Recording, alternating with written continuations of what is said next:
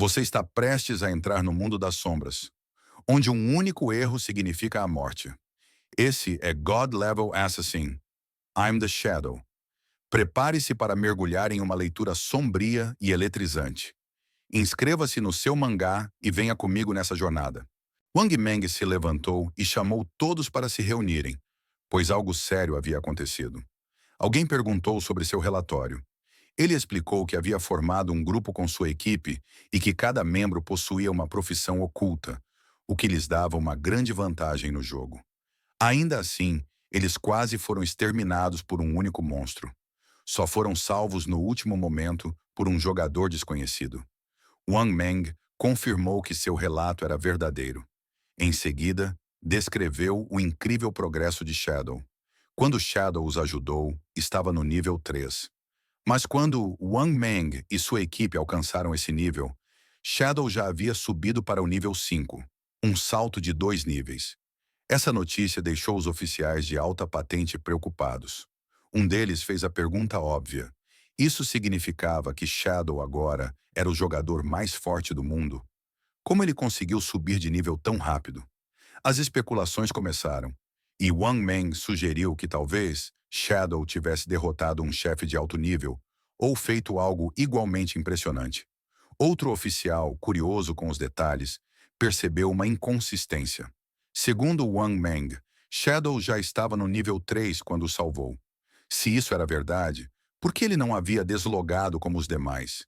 Será que Shadow não tinha família ou amigos esperando por ele no mundo real? Um oficial teve então uma ideia ousada. Ela levantou a hipótese de que Shadow pudesse ser um transmigrador, alguém que aparece de repente, fica mais forte rapidamente, como se estivesse destinado ao poder. Ela disse que transmigradores frequentemente eram órfãos, o que poderia explicar por que Shadow ainda não havia voltado para a realidade.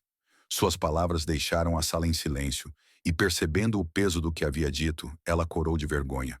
Um oficial veterano, sem paciência, chamou-a de Anyu e pediu que parasse de fazer piadas em uma conversa séria. Disse que ela andava lendo romances demais. Então, voltando ao assunto principal, compartilhou informações cruciais. Relatórios secretos dos superiores revelavam que pesquisadores estavam estudando um padrão preocupante. Muitas pessoas idosas estavam morrendo misteriosamente durante o sono.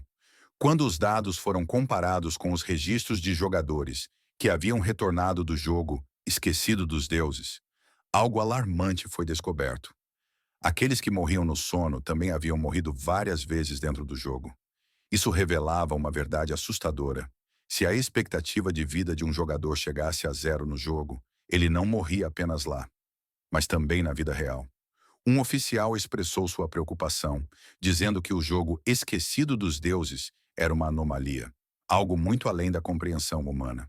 O oficial-chefe concordou e sugeriu que talvez estivessem enfrentando uma invasão de seres desconhecidos, vindos de dimensões superiores.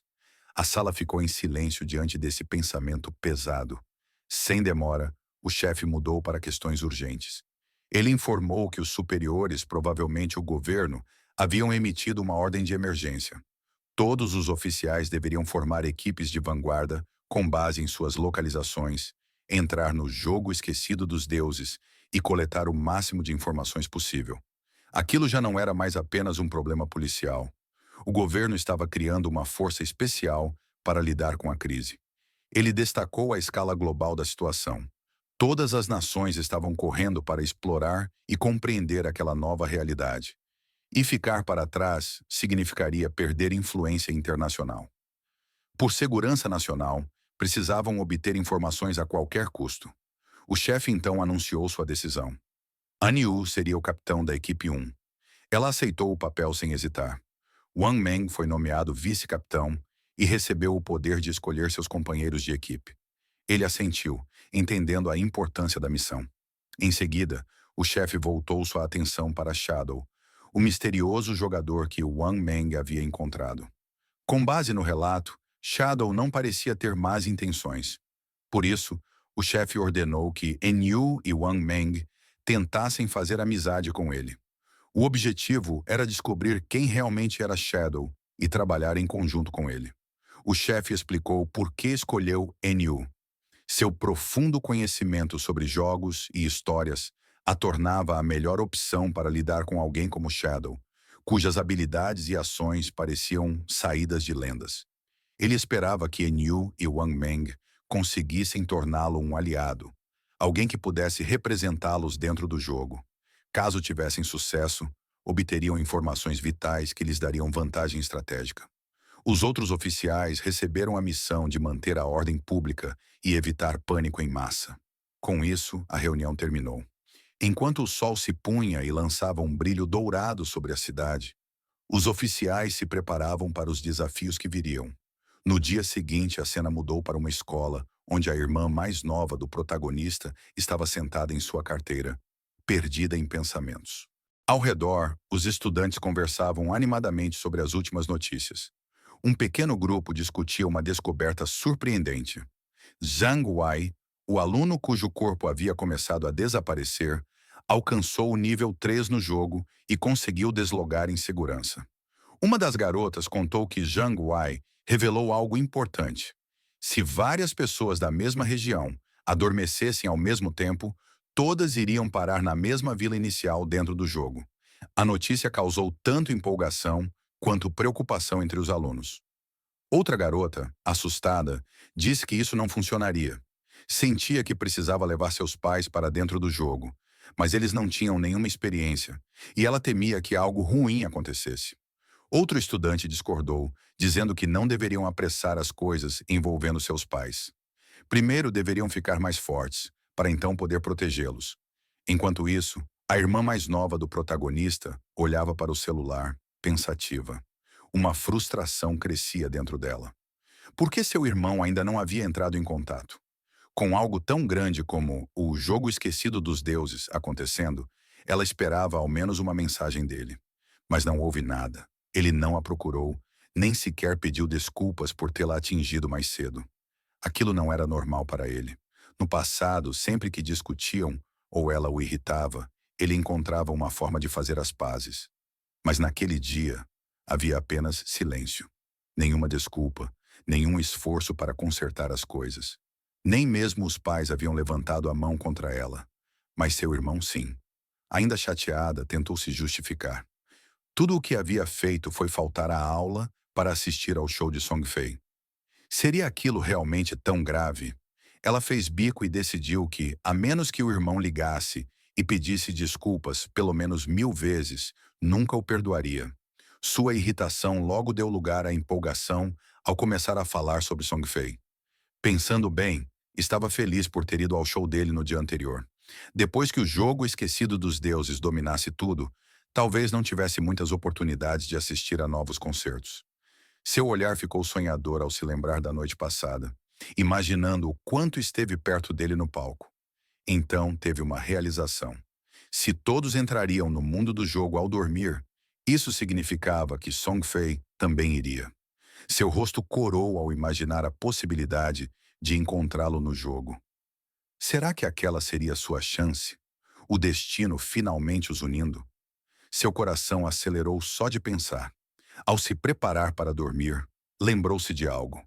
Zhang Wei havia alcançado o nível 3 muito rapidamente, o que significava que provavelmente já era um especialista.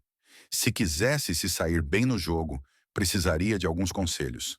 Sem hesitar, enviou uma mensagem para Zhang Wei, perguntando se ele tinha dicas antes que ela entrasse no jogo. Enquanto isso, Zhang Wei estava com seus colegas quando recebeu a mensagem. Olhou para o celular e ficou surpreso com a situação. Quem diria que a irmã mais nova do protagonista pediria conselhos a ele?